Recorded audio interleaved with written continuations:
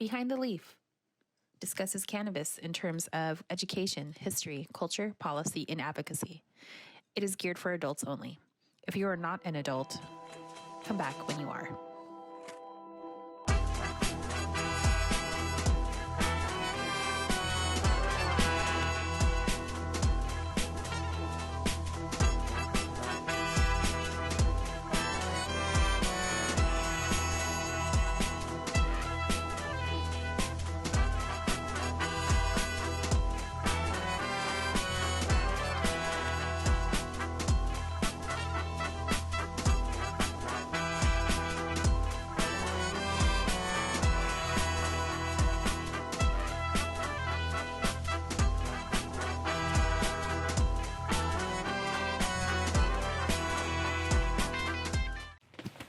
What's up, everyone? Welcome to another episode of Behind the Leaf. I'm your host, Steven Contreras, Community Outreach Director for the LBCA, and I am super excited to bring you another episode. But before we get into it, on behalf of the LBCA and myself, I would just like to say I hope everyone is staying happy, safe, and healthy during these concerning times.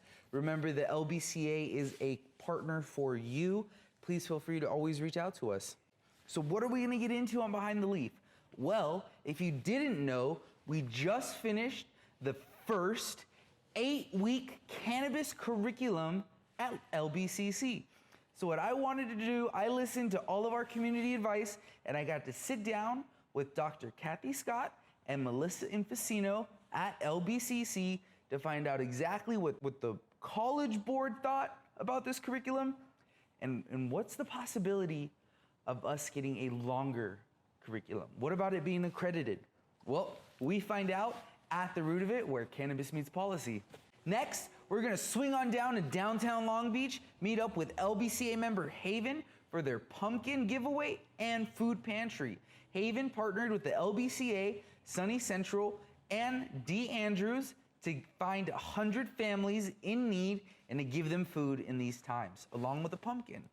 Check out that highlight clip right after this. And then we get to wrap up our 3-part series of cannabis trademarks with Murchinson Law Group. All of my marketing people, all of my business, all my entrepreneurs, this video is for you. Protect your brand, trademark it, learn how to trademark it. Do you even know if you can trademark it? That's what I'm talking about. Tune in, come on, man.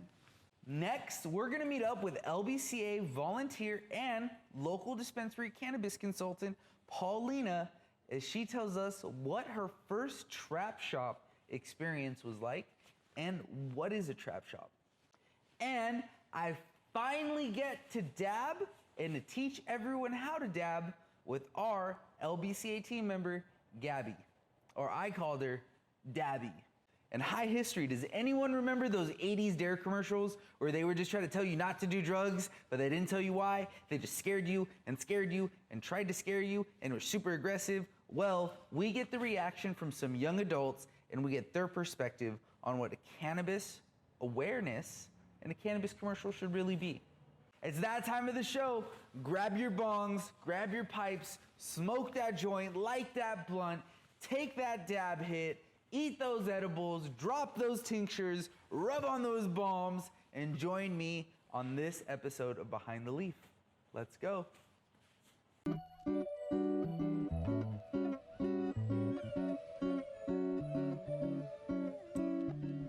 Hello, everyone. Welcome to another episode of At the Root of It, where cannabis meets policy. Today, we have some amazing guests from our local city college, Long Beach City College, and I'm so excited to introduce you to them. I want to introduce Dr. Kathy Scott and Melissa Infusino. How are you doing today? Thank you so much for joining us. I would love for you to tell our listeners a little bit about yourselves before we get into this. Oh, thank you very much. We're very happy to be here. My name is Dr. Kathy Scott, and I am the Executive Vice President of Academic Affairs at LBCC, and I've been there a little over 3 years, but I've been in the community college system for about 26 years. And Awesome. hi everyone. Thanks for having me, Stephen. I'm Melissa Infusino, as you said. I'm the Director of Workforce Development at the college. And so my office works with community members to provide them training for jobs, also works with industry to provide training to them for workers, and then to create new and innovative programs like we've done and we're going to talk about today. I'm a Chicago native, but I've been out here for 20 years now, so I'm definitely not used to cold anymore. But I've been at the college for around 5 years in the role that I'm in now.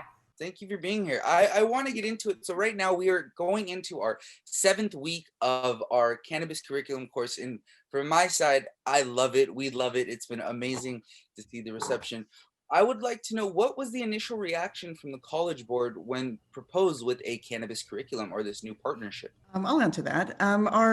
Our board actually helped bring the idea to us, and specifically Trustee Intuck.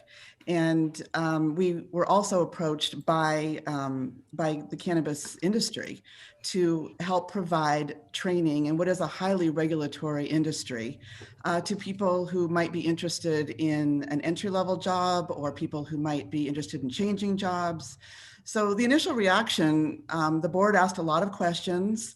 It was something new, and they didn't have all the answers. And considering that it was legal within the state, but not federally, they logically had a lot of questions. So, but there was no problem with the board. Once they heard the answers to those questions, they were happy to go ahead.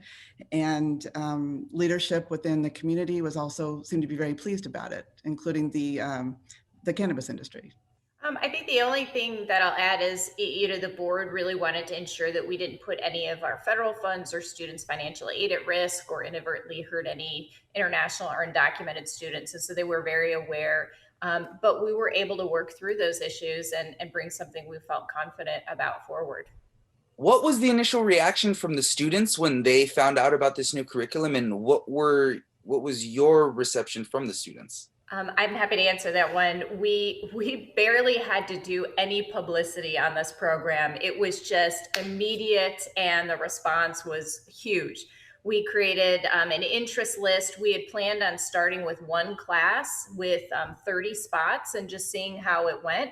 And we had suddenly hundreds and hundreds of people who were signing up on the wait list. We just watched the ticker go up and up and up.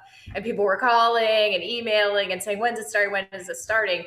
So it was super, super positive, and people from all walks of life, people from all backgrounds, some have college education, some have none, people of all different race and ethnic backgrounds. So really a diverse group. And we ended up having to add 2 additional classes and increase the number of spots that we had in each class because of that. So I think it was a pretty positive response. We were very surprised, and we're not sure how many of the individuals were actually our own students already, or whether these are new students to us. So that, I don't know, Melissa, if we have that answer. We don't, and it's a great question, and that's something we can actually look at and find out and report back. Well, I know from our side of the industry, everyone is super excited, and this has actually caused a lot of chain reactions, which is amazing. We do have a chef who works closely with the LBCA, who just partnered with San Francisco Community College. So we love that Long Beach is leading this way, and I want to say thank you for taking that jump with the industry. It really is inspiring. There is a movement on federal cannabis legislation, as well as hemp undergoing regulation. Do you think this will open up the possibility for accreditation or possibly extending to more than an 8-week course? Yeah, the issue of the federal legislation is important because about 67% of our students are on some form of financial aid. And we do have a concern about federal financial aid. We do have both state aid as well as federal. But the federal is problematic for us right now because our credit program requires collaboration with our accrediting agency, and we're not going to submit right now a credit program when we are concerned that it could cause problems for our students and the institution. So it's very important that for the expansion of our program really into a credit program really is dependent on that, because we did reach out to federal legislators at the time we started the program, and we didn't get a response. They don't really want to take it on. They don't know whether to answer positively or negatively. So it just is this open-ended question. Right now our program is a fee-based, not for credit program. It's a training program under workforce development. So in order for it to become a regular type of credit program, we really need for that to change. I mean, we could offer it and not have financial aid available, but then, what does that do for our students, most of whom are on financial aid? So we need to be conscious of that. And we're also very, we're trying to be careful too of anybody who could be undocumented, any of our undocumented students, any of our students who may be international students, anyone who's underage. These are all, we want to be careful and protect our students and protect the institution. That's very important to us. So if federally the legislation changed, that would be a whole new ballgame for us. If I can add real quickly, the good news is, however, to the other part of your question, what about a longer program than 8 weeks? We actually aren't limited with doing it the way we've designed it. We can do shorter term, we can do longer term. So that's something that we can consider, given that we'll have run the same class 3 times. We'll know a lot about what students are interested, about what industry is interested in. So there's ways for us to come out with new content and new courses as well. And if it makes sense to eventually make it a credit course, we can do that then at a later date. I think one reason that LBCC has been a leader in this is that we do see the social justice aspect of it.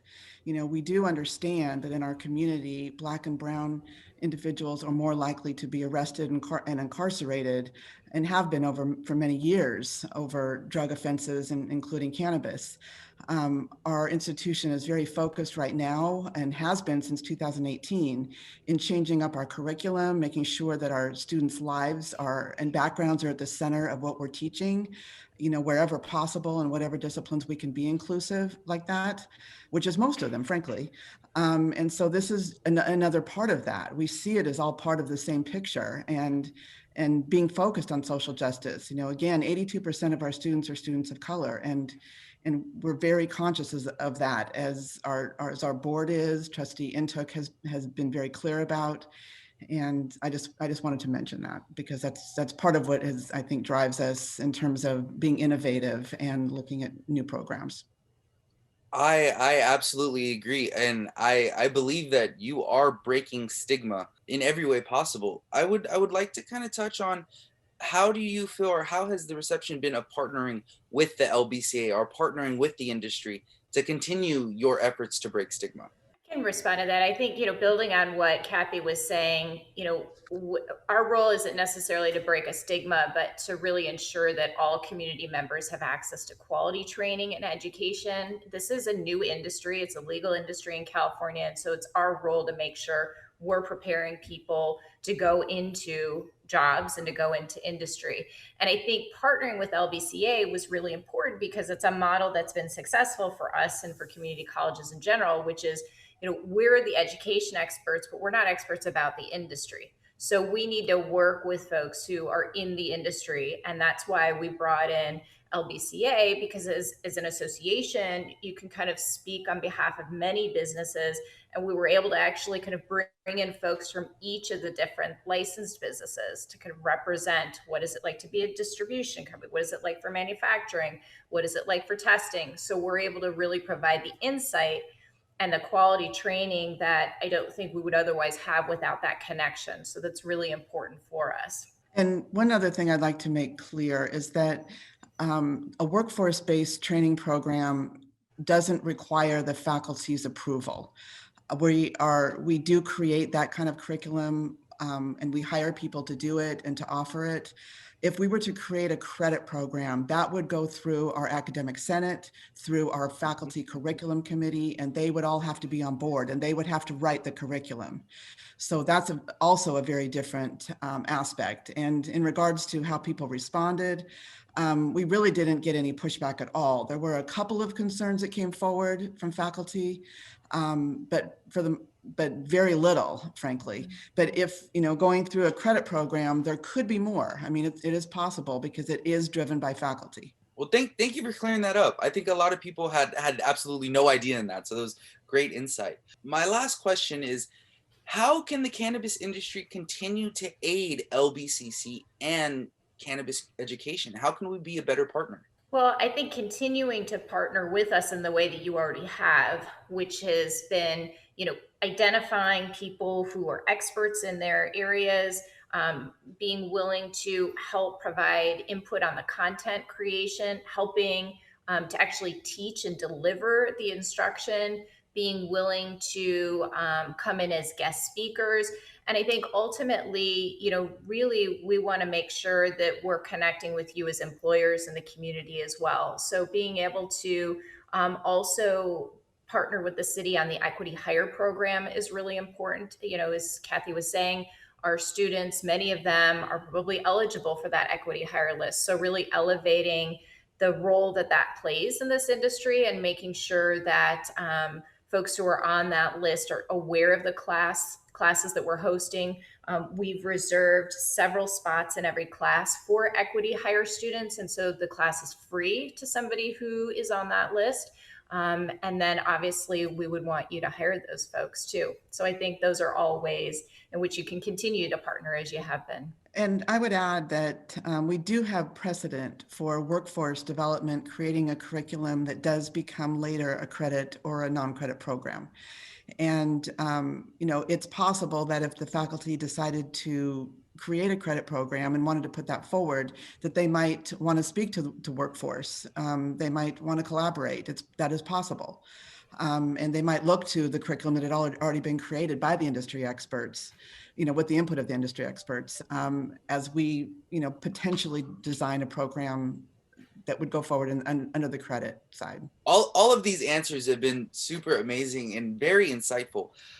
Where can people reach out to you two individually if they would like more information about getting involved in LBCC or even in the cannabis curriculum? Well, I'm happy to take any calls or emails from folks. You can Google LBCC Cannabis, and that will pull up our information for how to get on the interest list. We do still have a few slots available for the April class, actually. And if folks are on the equity hire list and they want to inquire about a scholarship for any of the classes, they should reach out as well. That's the best way to find us, is Googling us at LBCC and cannabis. That is how to reach us. And I would like to say that I'm really proud of the comprehensiveness of our program. Mm-hmm. And I know that Melissa had touched on that. Our program is, if we compare it to some other colleges, it is quite extensive. And that came about because of the collaboration with industry. And when I saw the curriculum, I was astounded. I never knew it was going to be that amazing. So we're very, very thankful for the collaboration. It made a fabulous class for students. I don't know that people realize just how comprehensive it is and how much they really will get out of it. I agree. I know from firsthand experience, all of our members worked tirelessly to complete this, and everyone is extremely excited. And from behalf of the industry, I want to say thank you so much for partnering with us, for trusting us, and pushing everything forward, not just the industry, but like we said, social injustice and social issues as well, and thinking about all of your students, not just cannabis. So thank you for that, and thank you so much for joining us at The Root of It. Thank you. Our pleasure. Listen up, you're gonna love this. Jesus Christ! The media team, the volunteer team, we got a volunteer man, you guys don't just sit there and sell it. That's what it gets caught up with it. Man, you out with the community. If I'm working the show in the community, you guys gotta come and patronize us and let us know. Man, we ain't just sit there trying to sell with the people. Exactly. We're trying to help a community that we love. Exactly. So stop all that dumb stuff.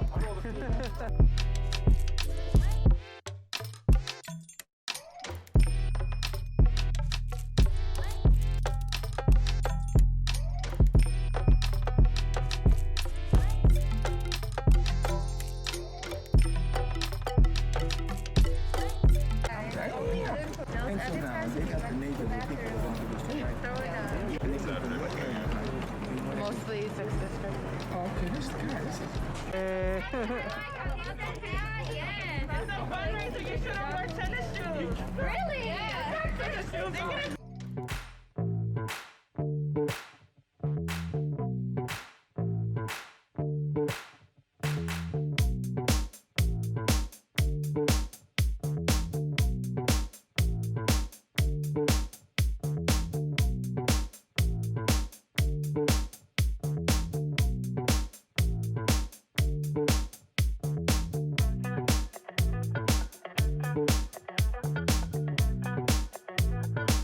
You gotta get in the middle of the street. You don't stand on the side. Get in the middle of the street so people... Hey, thank you guys again. Thank you so much. Thank you. Okay.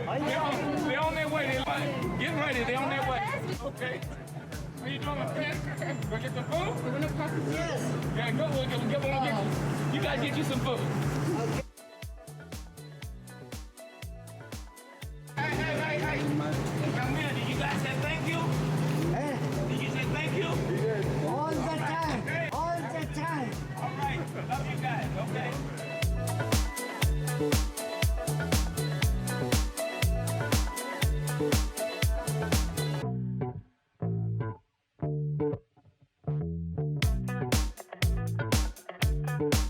Then I hope you take out your credit card and you go to Superior in the I'm about to leave my credit card, girl. So we gotta send this out.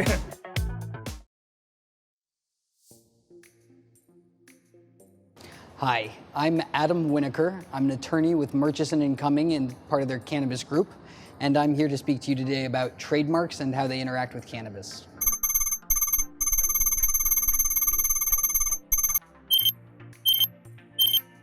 Trademarks are good for preventing other people from stealing your reputation. You spent a lot of money creating your business.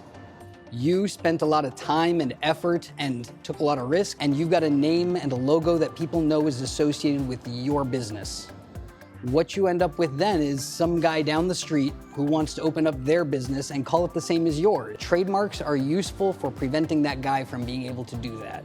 What you can do is you can draft a cease and desist letter. Let's assume he doesn't stop when you send that. Well, next you can go ahead and bring it up in court. You can sue him, you can get a judge to order him to stop, and you can get some remuneration in exchange for the losses that you've had thus far. So a trademark registration is different from a trademark. With a trademark, you get it just from use. With a trademark registration, you have to apply. There are state trademark registrations, which we're not going to touch on too much. They're not as useful. And there are federal trademark registrations. Federal trademark registrations are what most people are thinking of when they say trademark registration, or even just trademark sometimes. A federal trademark registration is good because it allows you to have extra rights. There are fewer things that you have to prove in court when you bring a lawsuit, and there is presumptive nationwide use of your mark, which means nobody anywhere in the country can use that name, that logo, without having presumptively known that you were using it first, and therefore they will be liable for having done so. Trademarks can be words, they can be images with words in them, they can be colors. T-Mobile's famous for having the magenta color. The pink insulation in your attic, that's trademarked. You cannot produce pink fiberglass insulation without a permission from the company. Absolutely, and if you do, they're coming after you. There are even a couple of smell trademarks. There are sound trademarks. Homer Simpson's dope, that's trademarked. Word trademarks, design trademarks. What you have to do when you're trying to figure out, can I trademark this, is identify the commerce, and then say what mark is identifying the source of this commerce, the seller. That is a great question, and the answer is maybe. What? Bro, what are you talking about, man? So, can you register a trademark for a hemp business? Yes, hemp is legal under the Farm Bill. However, CBD, while legal under the Farm Bill, is illegal to add to consumables like food, anything with a medical claim to it is going to absolutely be off limits. The FDA says that because CBD is currently under investigation as a drug, that it's not allowed to be added to anything, especially food. And therefore, is your business illegal? Well, if it's just hemp, probably not. But as soon as we start talking about CBD, there is a good chance that the trademark office will turn you down. This actually just happened with CW for Charlotte's Web. The company out of Colorado that bred Charlotte's Web sought a trademark for the cannabis CBD oil that was derived from hemp. It was legal under federal law up until the point where they put it in a form to be consumed. As soon as it was for the purpose of consumption, well, now it's food, and the FDA said that that's illegal, so the trademark office says we can't give that a trademark. Not exactly. Cannabis businesses don't have protection for the use of their trademarks in conjunction with their cannabis operations. However, cannabis businesses often do more than one thing. Cannabis businesses can get trademarks for these other things that they do. Even if they're doing illegal things, as long as they're doing something legal also, they can trademark that. I had mentioned that it's not possible to get a registration for a cannabis business, for a trademark for a cannabis business. However, it is possible to apply for a registration for a cannabis business. It won't be granted. Okay, then what? But what you can do is file a special type of trademark application that says, I intend to use this mark in commerce sometime within the next 6 months. And then the trademark office will process your application. They'll do everything they can with the exception of granting your registration. Part of the trademark process is that they ask for a picture of how you're using your mark. You can't provide that until you're using it, so you can't do that either. But they'll do everything else. They'll publish your mark for other people to see and to pose. They'll run through an evaluation of your mark to make sure that it qualifies as a trademark. And then they'll grant your intent to use application, which gives you 6 months to then file your statement and your specimen, which say that you're actually now using it. Well, High Times, Trans High Corporation, the owners of High Times, registered the mark for Cannabis Cup in connection with, cannabis, which is something that you would say you can't get a trademark registration for cannabis, and that's exactly what the trademark office said. However, Trans High pointed out that their trademark application was actually for cannabis which is legal under state and federal law. Well, that doesn't exist. There is no cannabis which is legal under state and federal law. However, just because a product doesn't exist doesn't mean that you can't apply to intend to sell it. And so High Times, Trans High Corporation, they registered, they argued with the trademark office, and they got their intent to use application granted. Now, those intent to use applications are only good for 6 months. They still cost the same $225 to $400 and something that a normal application does. And you can extend them for periods of 6 months 5 times, a total of 3 years, before your application expires and your intent to use is abandoned, at which point you don't get a registration. However, if cannabis is legalized federally before that 3 years is up, well, now you have a means to say, I can do commerce, I can use this mark in commerce, and it's with legal at federal and state cannabis, and therefore my intent to use application can mature into a actual registration. I haven't found too many companies doing this yet because every single extension costs money. However, there are some companies that think that it's worth it, and they are registering intent to use applications for federally legal cannabis in anticipation of federal legalization. So I'm Adam Winokur with Murchinson & Cumming with the cannabis practice, and this has been a good discussion of trademarking cannabis with you. I look forward to our next conversation. You can find out more about us and how we can help your cannabis business at murchisonlaw.com. That's MURCHISON.com. And feel free to connect with us on LinkedIn.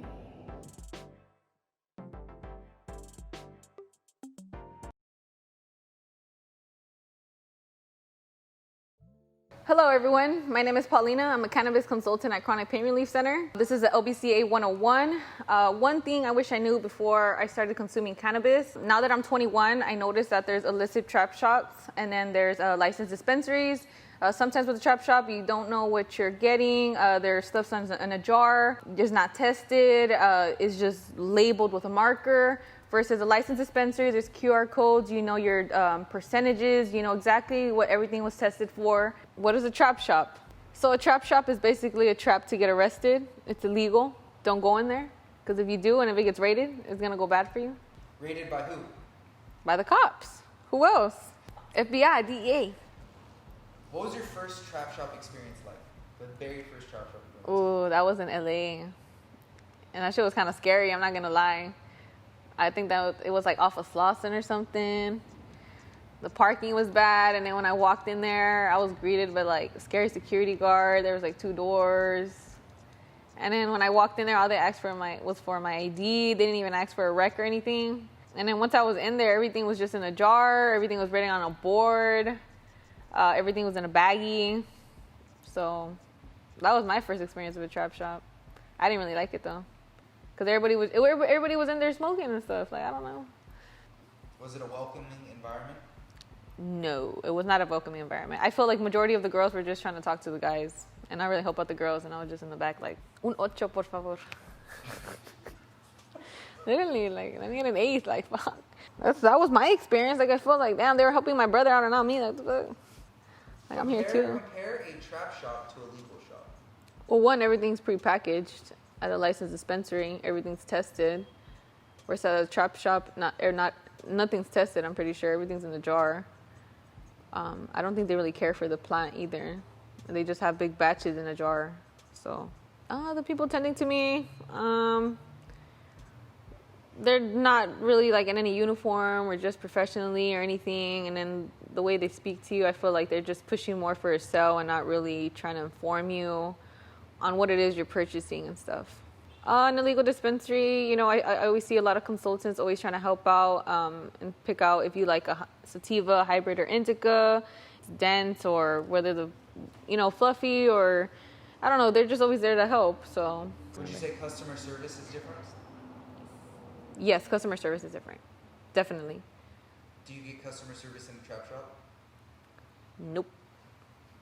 I mean, you do, like, but yeah, because at the end of the day, they just package your stuff in a little container and they give it to you. But as customer service wise, no. Like, if you were to ask them a question, like, just regarding the company or something, I don't think they would really know. Buy local and buy legal. Thank you for tuning in to the LBCA. Hey, what's up, everyone? Welcome to another episode of LBCA 101, where we teach you the basics of cannabis and cannabis knowledge. So today I'm here with LBCA team member Gabby, and we are gonna dab today. That's what we're gonna teach everyone. So, Gabby, oh Gabby, we're here, and what is dabbing? What is this consumption method that we love so much? So it is a more concentrated form of cannabis consumption. You don't need very much. Okay. So the flower is manufactured a different way. It's not like the flower it's going to be in a joint or in a bong. It's manufactured, processed. But we want to get to the basics of it. So you have different forms. Usually comes in, like a waxy type of gooey or diamonds. Or diamonds. There's all shatter, different types. Exactly. Rosin. If we have all this amazing product and this amazing cannabis in front of us, how do we consume this? So first of all, you need your tools. You need, you can use a regular bong like this, but you need to replace your bowl piece with one of these, quartz nail. Okay. You can buy this at any smoke shop. Just ask for a glass quartz nail. Glass quartz nail, got it. Replace your bowl there. Okay. It's dual. You can use it for like 2 things. So the bowl would typically be for flour. Or that's going to be for concentrates. Awesome. Okay. Then you also need your torch to heat up your nail. Dab tool. You can use a metal one. I prefer glass. Okay. And this one it's a 2-in-1. It's a carb cap. Okay. Which I also have here. Helps with airflow. So you want to put your dab in there, and then you can cap it. there like That that. helps airflow. Okay, very nice. This one's a good one. Then you want to wipe after every dab. Agreed. That's Clean the dabbing. most important part. Clean dabbing. You have a torch there, which again, I mean, torches can be pretty intimidating for anyone. So I am using an electric dab rig. So this is going to be almost essentially the same thing as that. It does have a water not filtration system, but it is water based. And what you do is you turn it on, you drop the dab in, and then you wait your amount of time, just like you would from heating that, and you dab away. So you know what? Let's partake in a dab. What is the first step for heating a traditional dab rig up? So heating a traditional dab, rule of thumb for me, I like to heat up the nail. Okay. Here from under on high. I like to heat it up for 1 minute. And so then you have a torch. Can I use a lighter? Could someone use a lighter? No. Fortunately, the lighter won't be hot enough to heat this up because this, you refill it with butane. So you use butane to heat up to fuel your torch. To fuel your torch. So that heat it up on high for 1 minute. While that's cooling down, I like to set up my dab. Okay. So you heated it up for 1 minute. Now we're going to let it cool for how long? For another minute. For another minute? Okay. Yeah, like a good low temp dab. So then what you're going to do is you're going to scoop the concentrate up with your dab tool, obviously. Yeah, I chose the diamonds. Okay. Why do you like diamonds? I feel like they're easier to, they're more stable, easier to pick up. Okay. Versus like shatter. I don't know about you. Sometimes when I try to it flies across the room. Yeah. I take the dabber and my concentrate and I put it to the side wall here and I let it melt for a little. So you put it against the side, you don't just drop it on the bottom? No, I like to put it up against the side because it gives you it gives it time to melt a little. So you're just putting on the carb cap to help with airflow.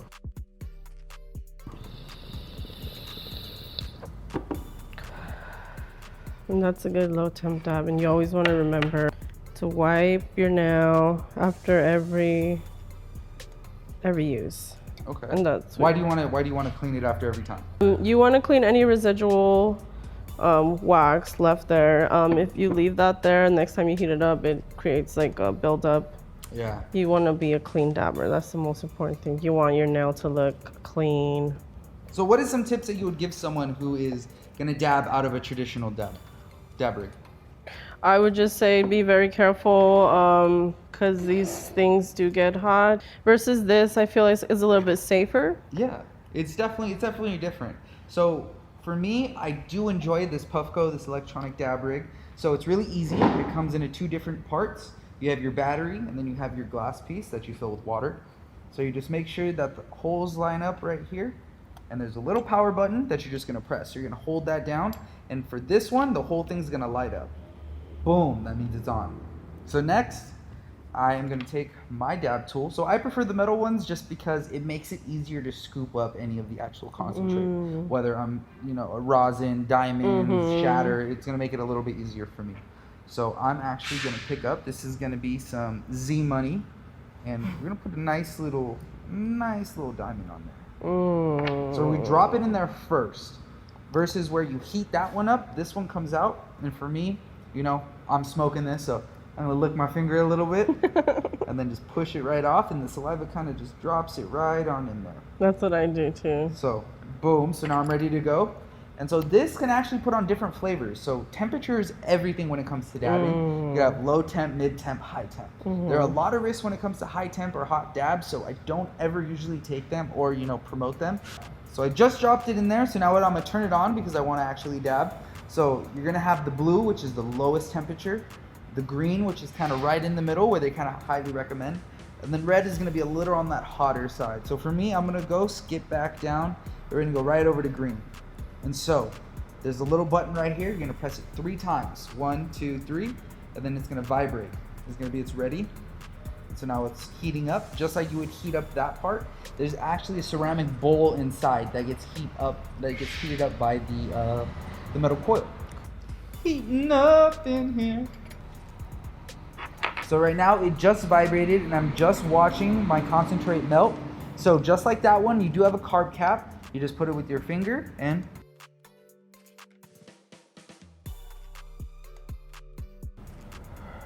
Very low. Very cool, but I can taste all of it. So, if you are looking to get into dabbing, you think you want to dab, we always recommend doing some more research. Pick up a rig, pick up a quartz, maybe an e-rig, grab some concentrate, and dab with us next time. But one thing we always want you to remember is to buy from a credible source, because these are concentrates. Cannabis is in a concentrated form. So if you get something that's not tested, that has pesticides or anything bad on it, you're just gonna concentrate the amount of bad pesticides that you're gonna be consuming. So please remember to always buy legal and to always buy local. Buy local, buy legal. It's the LBCA. Thank you, Gabby. Thank you, Stephen. Thank you, guys. Hello, and your host for High History. Today we have Paulina joining us while we explore a 1980s dairy commercial. Dairy began out of the LAPD in the early 80s in an effort to deter youth substance abuse. With fear-based tactics, dairy programming spread nationwide to every school auditorium. However, in the late 1990s and early 2000s, through peer reviews and program evaluations, public health professionals deemed dairy programming unsuccessful in deterring youth from substance abuse. Public health officials have found that programs that include education with facts has a better effect on your diversion. Let's watch a 80s dairy commercial.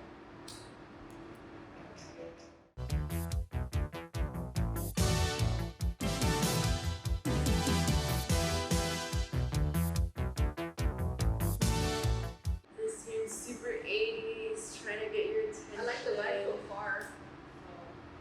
Yeah, it's coming in strong. Coming in strong. You know, it's hard work keeping in shape, but it's important to me to be the best. She's from the Blue Lagoon, and she's well known. I forget her name. She's working out. Yeah, and she looks like you can just relate with her, trying to get her. Best that I can be and look the best that I can look. I don't go through all this to impress other people. I do it because I care about me. I care about my body and my Okay, see, I care about my body too. health. But most importantly, I care about feeling good about myself. That's why I would never, ever take illegal drugs. You know, I've seen some people who smoke marijuana, and they seem to lose pride in their appearance. They lose their motivation. Yeah, she did, because she took it way too far. She took it out of proportion. She started talking about appearances. I take care of my appearance. Do you take care of your appearance? I do. I look great. Do you look great? I look great. I look great. You look great. What you need? To achieve. And let's face it, what goes in your body eventually shows up on the outside. Oh, that ugliness is coming out. The bottom line is stay away from drugs, but do it because you care about yourself.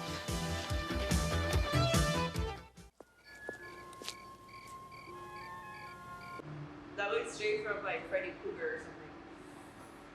Halloween Horror.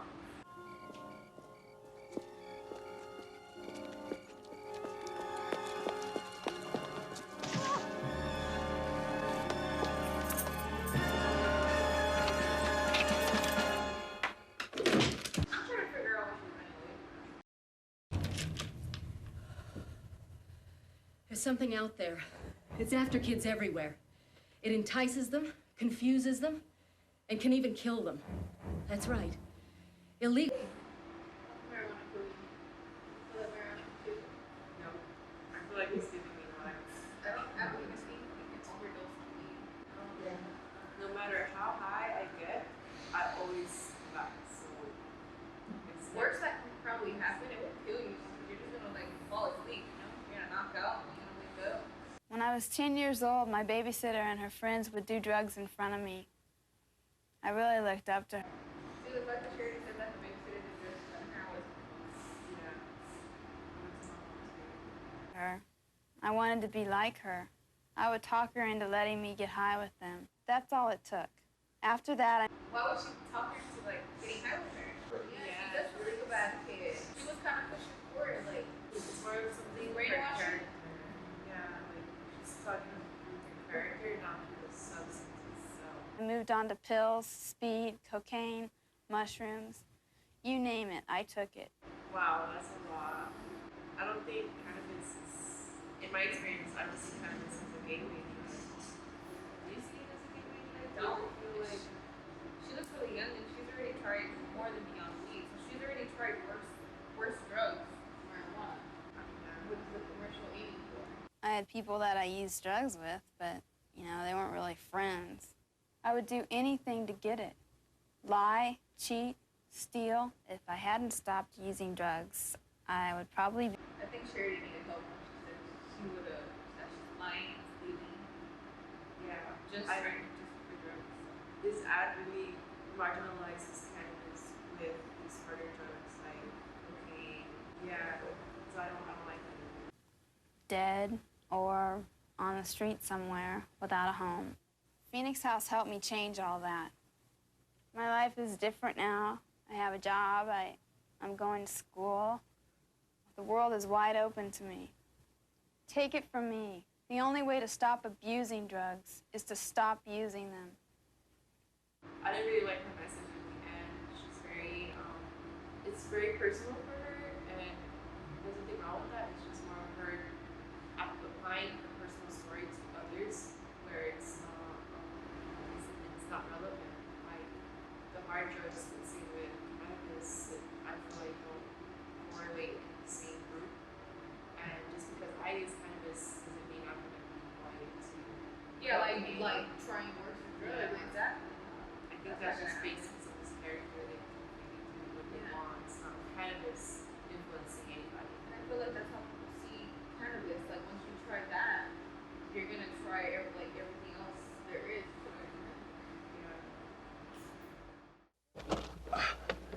Kid, I really want to let kids know that illegal drugs are bad news. Yes, David, it's true. Over one... I thought it was funny how you came out the car like that. He slammed the door and then started talking to his car. 100,000 teenagers were admitted into hospitals last year because of drugs. Yeah, but I'm talking about kids' futures. Did you know that marijuana can affect a person's physical and sexual growth? Yes, that's quite accurate. In a laboratory test, female animals treated with the active component in marijuana experienced a 44% death rate among their offspring. I think they're trying to use statistics to defend their viewpoint, but those are animals, and obviously cannabis might be harmful to those animals. I'm not sure how they do that study, but it's kind of a weird comparison to humans. I don't know. This is much more important than facts and figures. What kids should know is that marijuana has got more cancer-causing agents than tobacco. And a lot... That's completely false. I do not agree with anything you just said right now. Yes, he needs to do more research. Yes. A lot of young kids use drugs on a daily basis. Actually, Michael, the fact is that 1 in 18 high school seniors smokes marijuana daily. And then there are the occasional users which account for... Get this through your CPU. They don't care about statistics. Do you think those numbers care about statistics? That's what's backing up what he's saying. Without that, how can we believe you? You know, you're right. I've got it. Just tell them illegal drugs are bad, so don't mess with them. Illegal drugs are bad news. Don't mess with them. This message I didn't really like from him. Just because he's talking to his car and then he didn't care about the statistics. He's blatantly expressing to his car that kids are not able to understand the statistics in front of the kids. And they're telling the kids to just believe them because I just don't like that approach at all. I think kids are much more smarter than that. They should be taught fluently to get it. And they should have facts and statistics. So they can kids need statistics. Kids need statistics. On the honor roll and plans to go to college. Starred in her class's last play. She plays clarinet in the school orchestra. Yes, Jane knows about drugs. In a way, she's lucky. She knows better. Some people don't realize that marijuana and driving don't mix. But Jane's brother reminds her every day that some trips last forever. I don't like her message. It feels like it's more like towards alcohol related. I feel like she's singling out that perhaps her brother used cannabis, but that's very unlikely that he would be very intoxicated to drive. That would be highly impossible. You would have to smoke cannabis. I get angry just thinking about it makes me mad. Little kids doing drugs, it turns my stomach. So I can break your glass cup. That stuff hurts. It stops you from living up to your potential. It holds you back. It hurts the user. It hurts his family. And it hurts his friends. I just want to shake some sense into you kids that are using drugs and thinking about using. He actually looks like he's using drugs himself, like harder drugs himself. I think they could have used a different person to provide this message. I think he needs some cannabis in his life to calm down. He's very manipulative too. Very manipulative approach. So remember, don't or else. Okay? So how do you feel? I feel like after smoking these joints and watching these commercials, I don't think cannabis is all that bad. I don't see it that way. I don't see it in that form. I don't think it could possibly kill you or harm you in any sense of way. I don't even see how you can wrongly use it either. What do you think? I feel like watching these commercials really gives off the wrong approach and perspective on cannabis. If anything, this really motivates me to try to change this stigma, change this lens that the majority of society has on cannabis. It's perceived as stigmatized, and there's really no reason for it to be. It's very beneficial for society. I guess what I would think is like separate the illicit the illicit market from like actual, like licensed dispensaries that are of actual like medicinal use, and knowing where to go from right to wrong. I guess.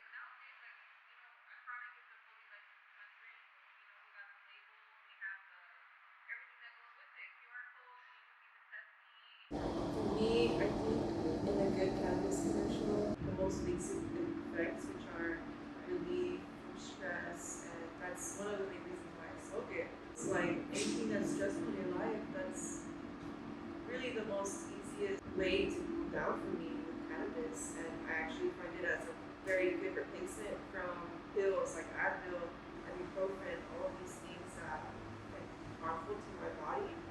I just feel like that commercial would probably become a very good approach with involving how it's beneficial for your mind and calm down and all of that. Yeah.